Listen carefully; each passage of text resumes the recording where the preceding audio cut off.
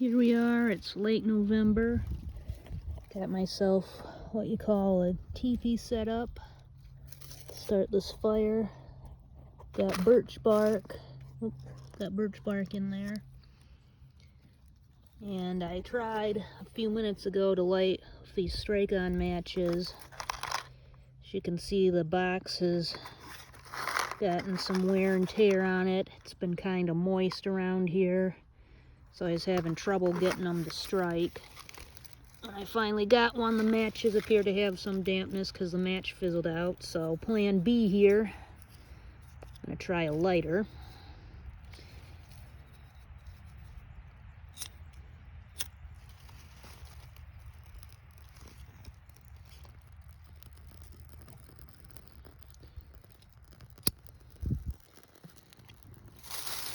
Good time to move some of my leaves away from the edge of the campsite here, the fireside. And I don't want to, looks really smothered from that angle, I don't want to smother it too much.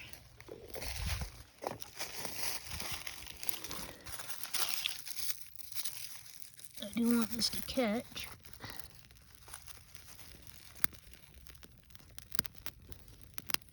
Yeah, there, we're catching.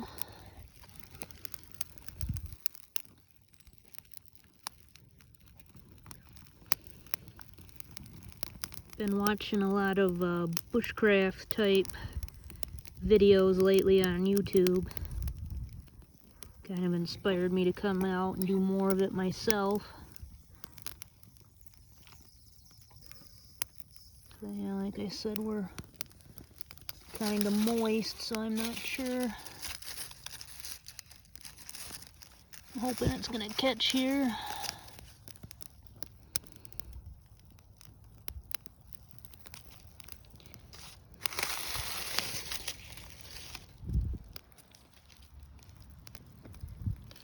That birch bark is one of the best wild sources you can get to start a fire. It catches quite well, burns quite well.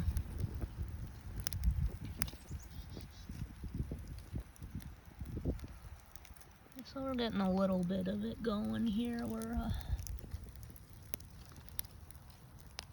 Sometimes in conditions like this, it's a bit of a struggle at first.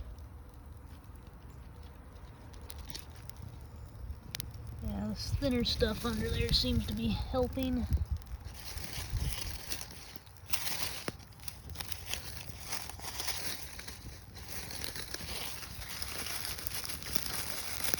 The goal with your teepee is you start with little, really thin things like this, and you get up to this kind of wider stuff.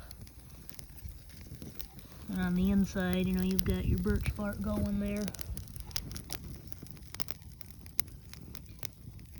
Another way you can start fire is, instead of making the so-called teepee here, you can do what's called a Swedish log house. At least that's what I've heard it called, and that's a square. You make basically a square box. And you stack your square box up, you put your birch bark and whatever kindling you're using, little twigs. If you bring in, say, sawdust and beeswax, or Vaseline and cotton balls, whatever you're using as your fire starter. Put some, leaves, twigs, punk wood, whatever you got on hand. Yeah, see, now we're getting to it, and that Swedish fire, works. It's a bit better in windy conditions, I'd say. It gives you a bit of a block. I guess I haven't actually used it much. It seems like I've heard that. It's like anything, do your own research, experiment yourself. What I may think is better as a wind block may not necessarily be better as a wind block.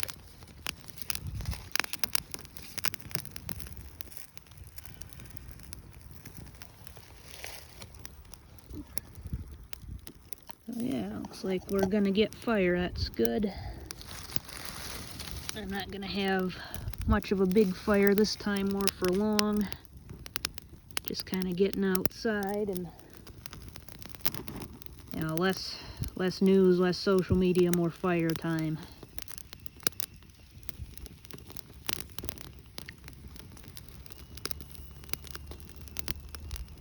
You can hear that kind of whining, hissing sound from some of the moisture in that. I love that crackling of the fire. There's just something nice about that, those dancing flames. Beautiful.